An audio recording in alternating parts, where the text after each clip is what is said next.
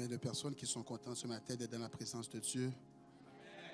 Combien de personnes qui a raison de dire jusqu'ici l'Éternel nous a secourus? Nous sommes arrivés au dernier mois de l'année. Les épreuves ont passé, mais nous sommes toujours là.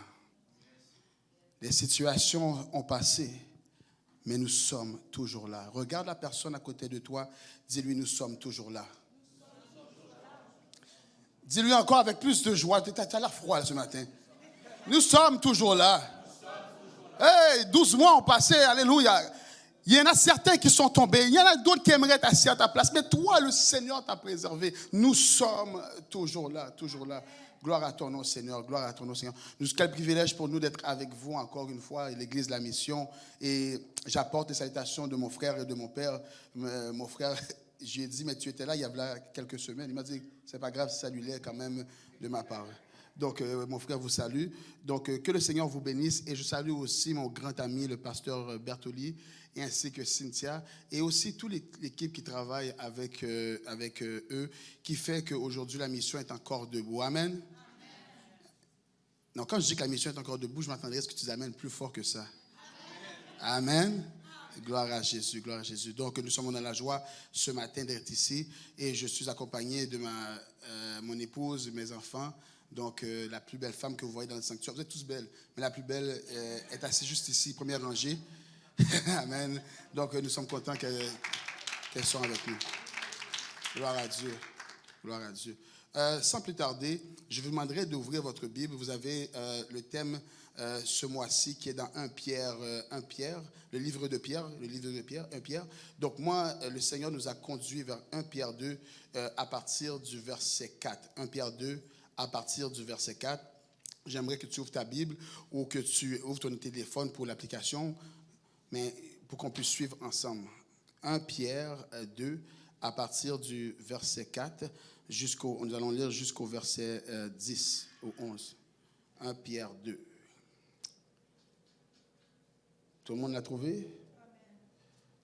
Dieu amen. Si tu es au milieu de ta Bible, c'est pas bon. Si tu es au début non plus, c'est pas bon. On est ensemble? Amen, amen. 1 Pierre 2, à partir du verset 4, va dire « Approchez-vous de lui, pierre vivante, rejetée par les hommes, mais choisie et précieuse devant Dieu. Et vous-même, comme des pierres vivantes, édifiez-vous pour former une maison spirituelle, un saint sacerdoce, afin d'offrir des victimes spirituelles agréables à Dieu par Jésus-Christ. Car il est dit dans l'Écriture, « Voici, je mets en Sion une pierre angulaire, choisie, précieuse, et celui qui croit en elle ne sera point confus. L'honneur est donc pour vous qui croyez, mais pour les incrédules, la pierre qu'ont rejeté ceux qui bâtissent est devenue la principale de l'angle et une pierre d'achoppement et un rocher de scandale. Ils s'y heurtent pour n'avoir pas cru à la parole, et c'est à cela qu'ils sont destinés.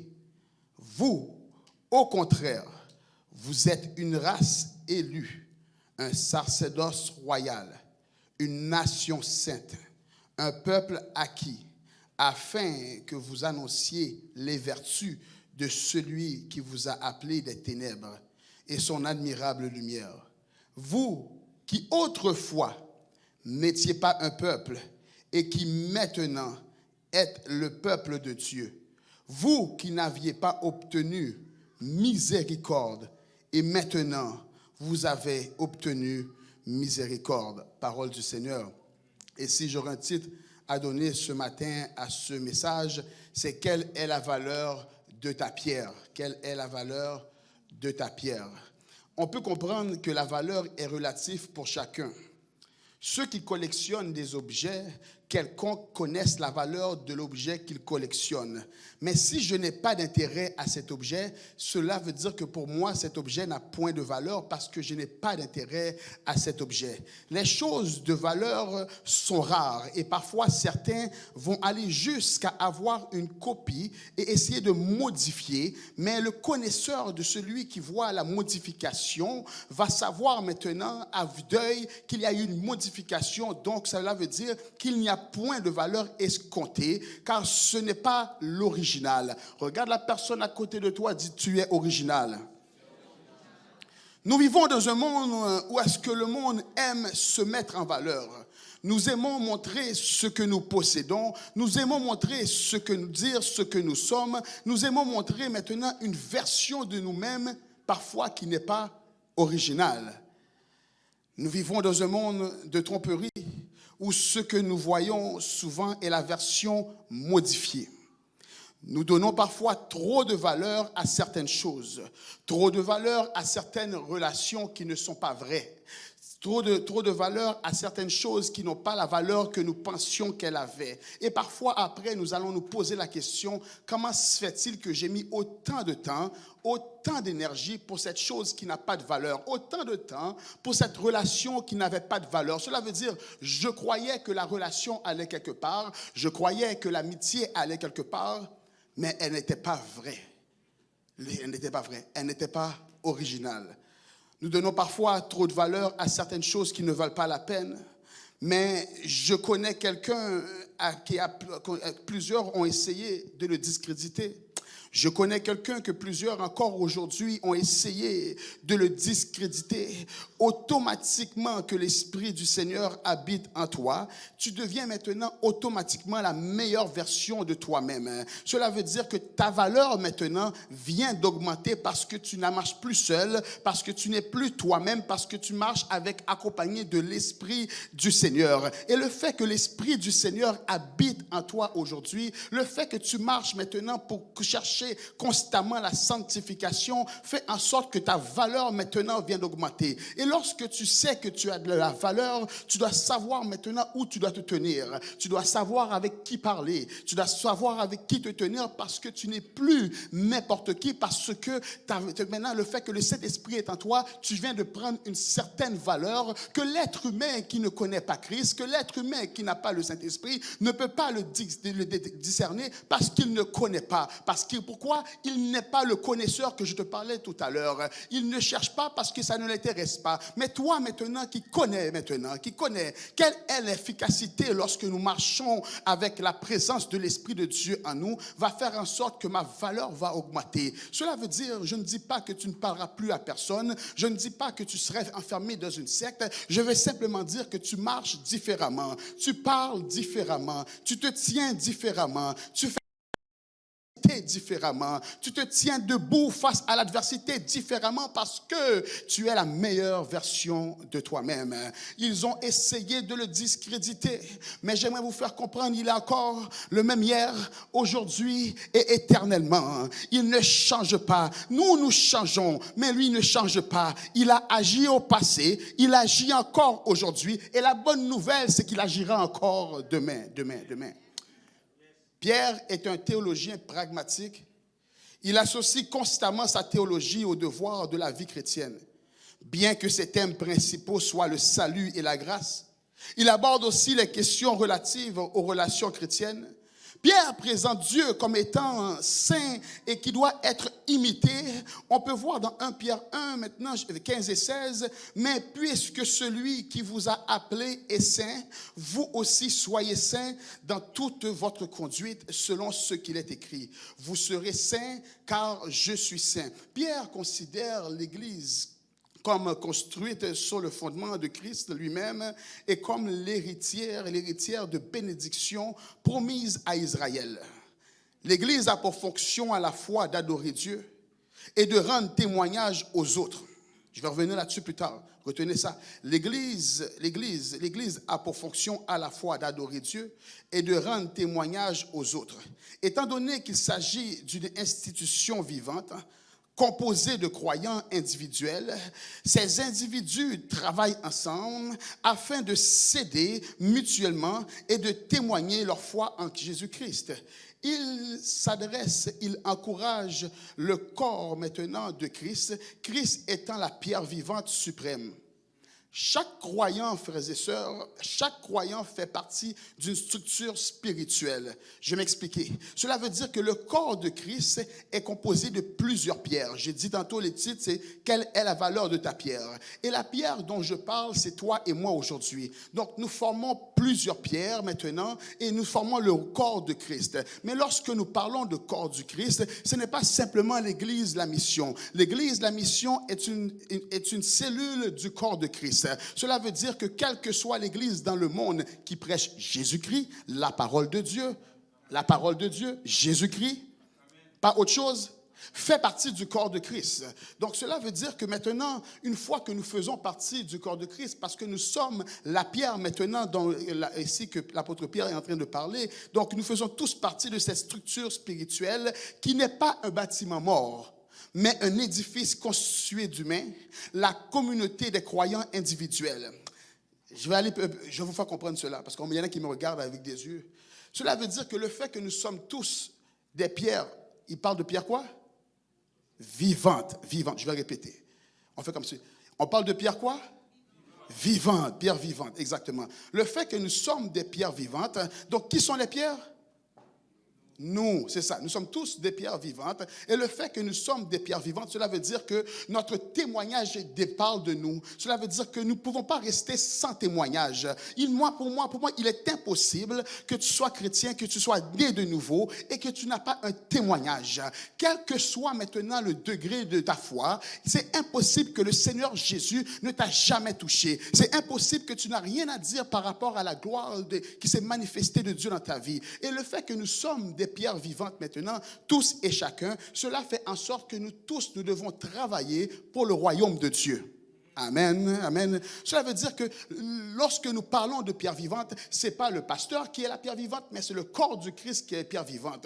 Et lorsqu'il parle de pierre vivante maintenant, travaillant pour le royaume, cela veut dire que nous avons tous maintenant une tâche à faire pour le royaume. Ce n'est pas vrai que tu es une pierre vivante et que tu n'as rien à faire pour le royaume. Ce n'est pas vrai que tu es une pierre vivante et que tu n'as rien à faire pour la communauté dans laquelle que tu es. Il y a une tâche quand même qui doit être attribué, parce qu'ici il parle et il fait mention de faire attention que chaque pierre maintenant soit placée à la bonne place. Cela veut dire il n'y a pas de place pour la paresse, il n'y a pas de place pour la stagnation, parce que nous sommes des pierres vivantes.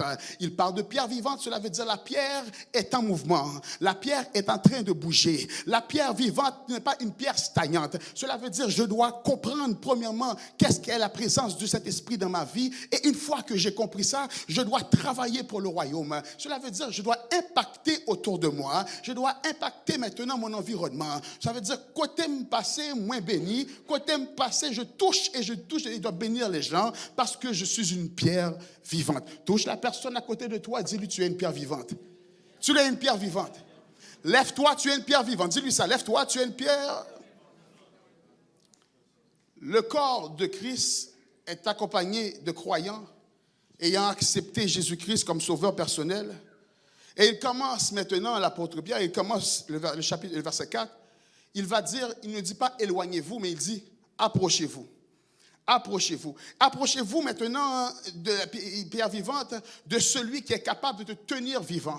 Parce que la foi chrétienne est une démarche très difficile. Cela veut dire qu'il est impossible que par nous-mêmes, que nous puissions gagner, comme la sœur Cynthia disait tout à l'heure, ce n'est pas le décommencement qui compte, mais c'est la fin. Mais il est impossible que par nous-mêmes, que nous allons pouvoir continuer la route sans tâche, sans tomber, sans faille. Mais pourquoi? Qu'est-ce qui va nous permettre maintenant de tenir la route et de marcher sans faille? C'est le fait que le Saint-Esprit, premièrement, est en nous. Il dit, rapprochez-vous de la pierre vivante, suprême qui est Dieu. Et ensuite, une fois que nous sommes rapprochés de la pierre vivante suprême qui est Dieu, cela veut dire que ça va nous donner maintenant une nouvelle dimension spirituelle et on va mieux comprendre notre portée spirituelle aussi. Et pourquoi je parle de même? C'est parce qu'il est en train de dire, ce n'est pas vrai que tu peux vivre ta vie spirituelle hors de l'Église.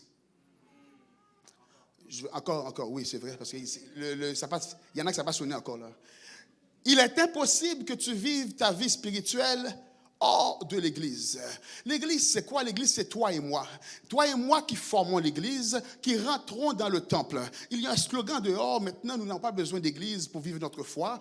Non, nous n'avons pas besoin. Non, nous avons besoin de l'Église. Nous avons besoin. Donc, l'Église n'est pas simplement le dimanche matin lorsque tu te présentes. C'est pour ça, parfois, l'atmosphère d'adoration et de louange est lourde. Parce que tu te présentes simplement dimanche matin et tu attends que l'équipe de louange déclenche quelque chose pour que tu puisses adorer. Mais lorsque tu es cette pierre vivante, c'est pas lorsque l'équipe de louange commence à chanter que tu vas chanter. Tu rentres déjà dans le temple avec un cœur d'adorateur. Cela veut dire que tu commences déjà à chanter même avant qu'il y ait une note qui commence à jouer. Tu commences déjà à adorer parce que tu n'es pas une pierre morte, mais le Saint-Esprit parle et dit que tu es une pierre vivante. C'est pour cela que nous avons besoin beaucoup de pratique, parce que nous avons besoin d'augmenter maintenant pour comprendre, amener le peuple à l'adoration.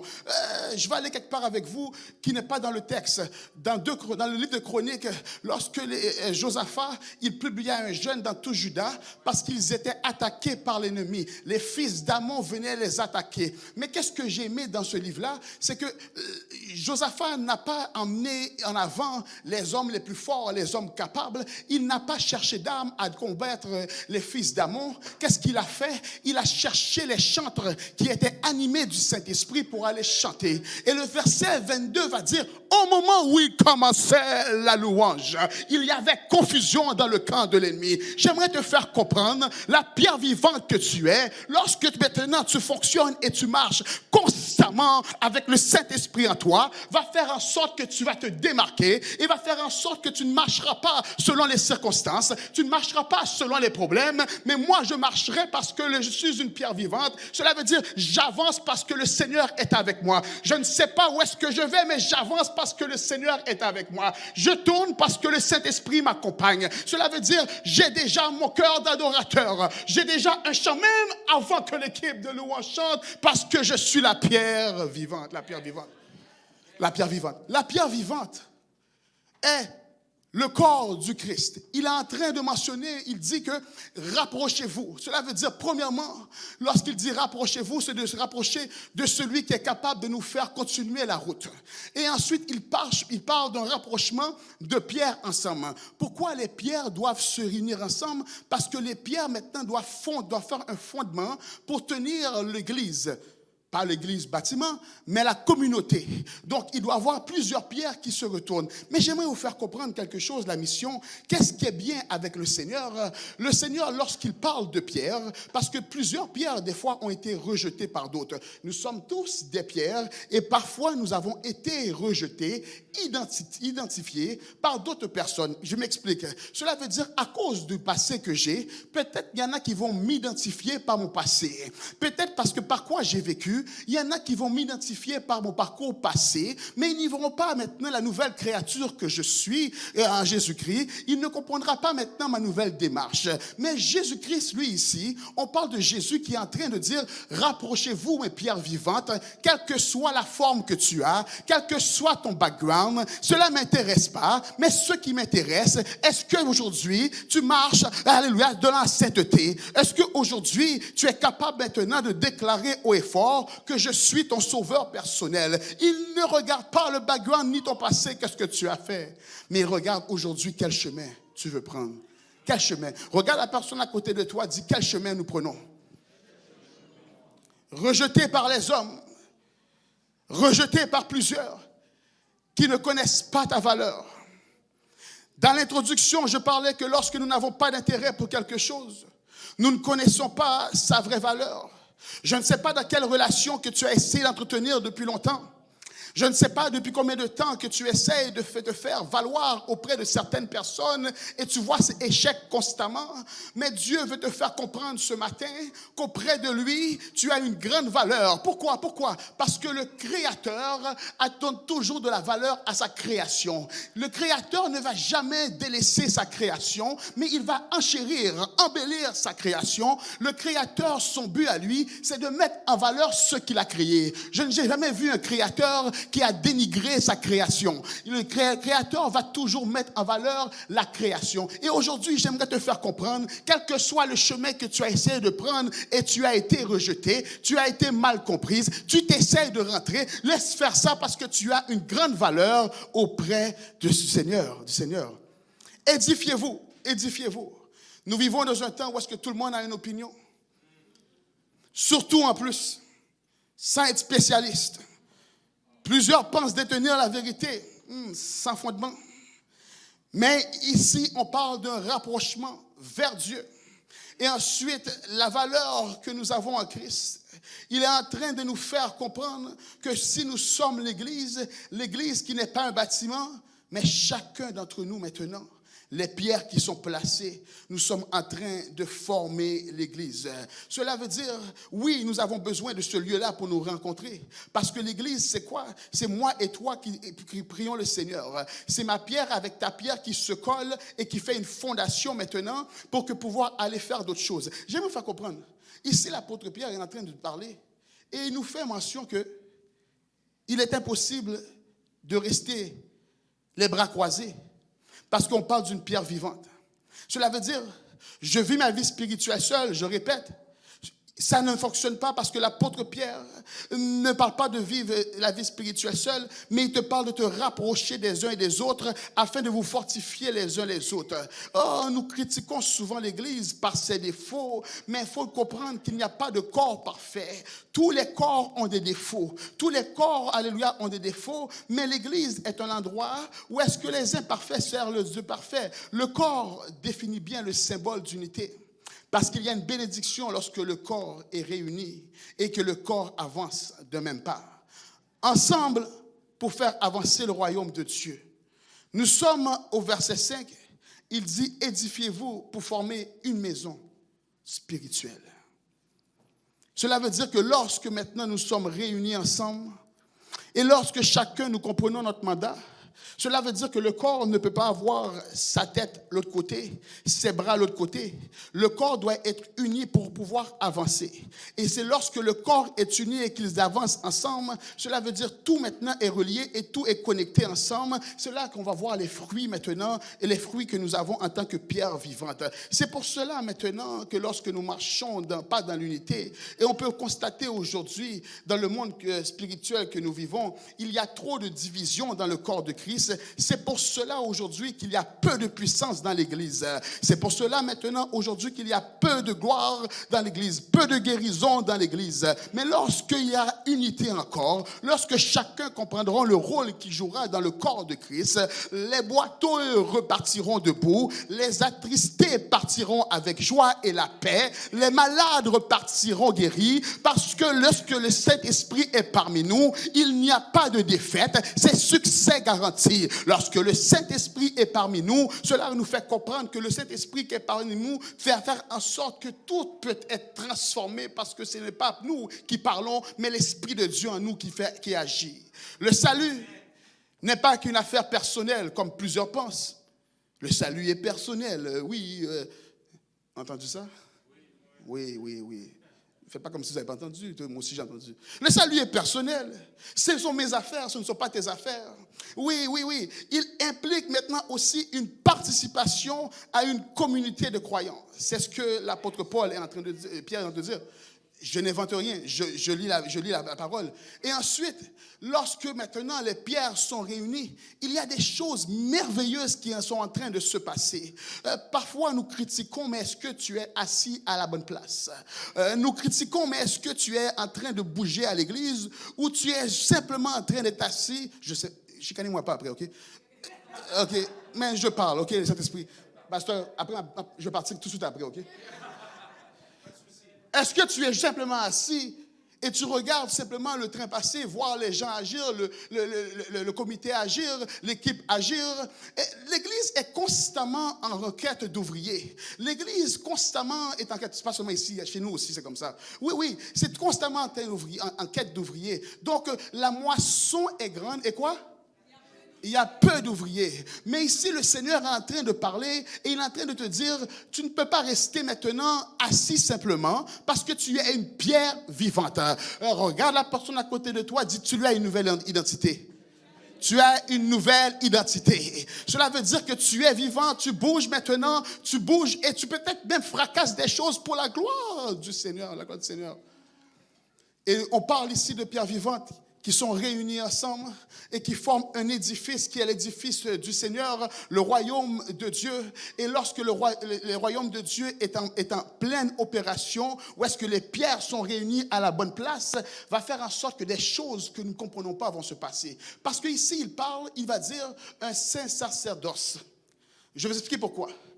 Le sacerdoce n'était pas admis pour tous. Il y avait certaines familles simplement qui avaient le droit au sacerdoce. Et pas les femmes. Et maintenant, il est en train de te dire, voici comment les choses se passent maintenant. D'aussitôt maintenant que tu deviens cette pierre vivante, ah oui, tu rentres maintenant dans le sacerdoce. C'est quoi le sacerdoce? Ça veut dire que tu es un prêtre, ça veut dire que tu dois agir, ça veut dire que tu dois bouger, tu dois évangéliser. Tu ne peux pas simplement regarder le malade, mais tu dois aller prier, toucher le malade pour quelque chose puisse se passer. Il y a le pasteur, oui, c'est pour la structure de l'Église. Mais lorsqu'on parle de sacerdoce, ça veut dire que ça implique tous les croyants qui ont accepté Jésus-Christ comme sauveur personnel. Cela veut dire que je ne peux pas simplement attendre, je vais attendre que le pasteur prie pour moi. Oui, je vais prier pour toi, mais non. Mais maintenant, tu as accepté Jésus-Christ, tu es maintenant avec pleine autorité, plein de pouvoir pour prier pour le malade, pour prier pour l'abattu, pour prier celui qui est attristé et de croire même que dans ta prière que tu as élogé à Dieu, que quelque chose va se passer parce que tu es la pierre vivante, précieuse pour Dieu, rejetée par les hommes, parce qu'ils n'ont pas compris la valeur que tu es. Je disais tantôt, lorsque tu n'es pas intéressé à quelque chose, tu ne connais pas la valeur. J'ai un ami, moi, qui m'a montré, il collectionne des gens de bâtons là, qui collectionnent, et je trouve ça tellement laid.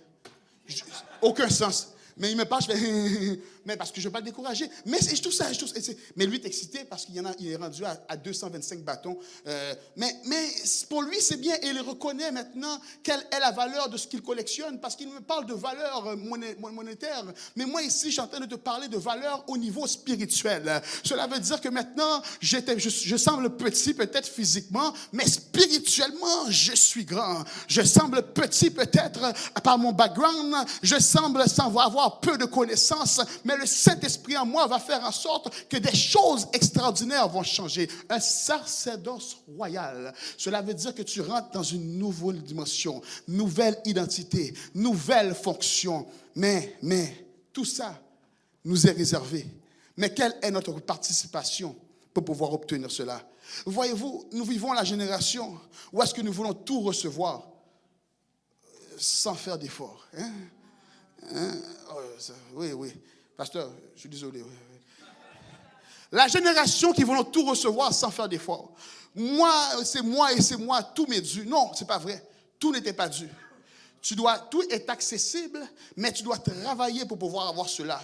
C'est pour cela que parfois plusieurs abandonnent la foi après une première tempête, une première situation, ils abandonnent la foi parce qu'ils n'ont pas compris quelles étaient leur portée spirituelle qu'ils avaient. Ils n'ont pas compris le rôle de la pierre qu'on parlait. Parce que la pierre ici, mes chers amis, la pierre est une pierre maintenant qui se colle, qui se connecte en esprit. Cela veut dire que oui, nous ne sommes pas 24 heures ensemble, mais notre esprit est connecté ensemble et à travers cela, des choses merveilleuses peuvent se passer.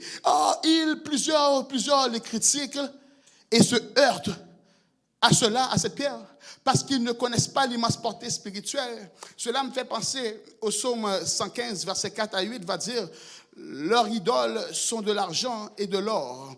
Elles sont l'ouvrage de leurs mains, de la main des hommes. » Le verset 5 va dire quoi? « Elles ont une bouche et ne parlent point.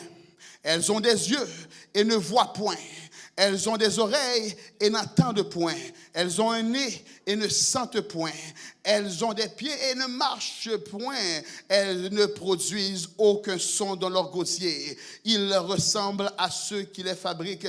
Tous ceux, alléluia, qui se confient en l'Éternel. J'aimerais faire comprendre que parfois, le don va être déposé en toi. Mais tu vas être comme celui qui n'avance pas. Tu vas être celui... il y a des gens comme ça, hein. Ils bougent, tu les vois bouger, tu les vois faire toutes sortes de choses, mais il n'y a pas de résultat dans leur vie. Mais l'apôtre Pierre ici nous montre que lorsque nous répondons à notre appel, il y a des choses merveilleuses qui vont nous arriver. Pour conclure maintenant, Pierre se concentre ensuite plus particulièrement sur l'idée selon laquelle que Christ est la pierre vivante.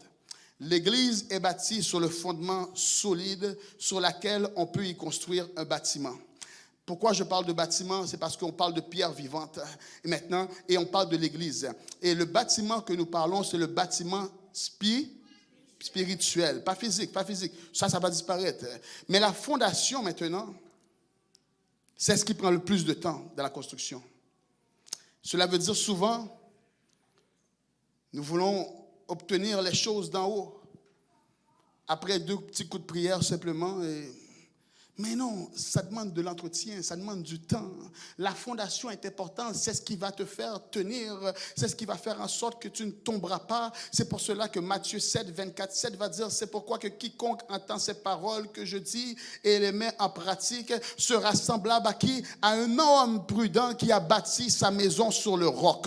Parce que celui qui a bâti sa maison sur le roc, le vent va venter, mais il restera debout. Celui qui bâtit sa maison sur le roc, les péripéties vont venir, mais il va tenir ferme parce qu'il va connaître sa valeur. Alors, celui qui bâtit sa maison sur le roc va être capable maintenant de regarder le diable dans les blancs des yeux et de dire que le diable est menteur, car chez moi, c'est Jésus qui règne. Il va être capable de regarder l'ennemi lorsque l'ennemi va essayer de le travailler pour lui dire rien n'est possible, mais il va connaître sa valeur qu'il a en Jésus-Christ, la pierre vivante qu'il est, et il ne sera pas atteint par ce que l'ennemi est en train de dire, ce que les problèmes sont en train de lui faire comprendre parce qu'il connaît sa valeur, sa valeur.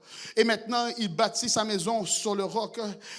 Mais quiconque entend ces paroles, et je dis, ne les met pas en pratique, il sera semblable à un homme insensé qui a bâti sa maison sur le sable. La pluie est tombée, les torrents sont venus, les vents ont soufflé et ont battu cette maison. Elle est tombée, sa ruine a été grande.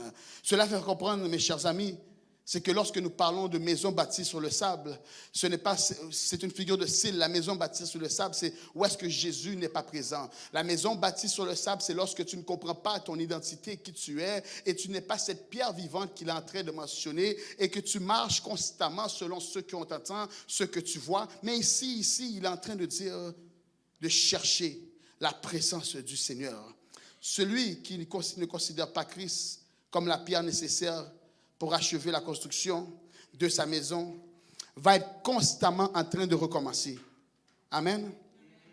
Ça ne vous arrive pas de voir que lorsque tu t'éloignes de Dieu, tu sembles marcher, mais tu ne règles pas grand-chose. Hein? Lorsque tu as connu maintenant qui tu es en Jésus-Christ maintenant, tu ne serais plus capable de fonctionner sans la présence du Saint-Esprit en toi. Cela veut dire que tu vas être capable juste d'avancer, mais tu ne verras pas les résultats.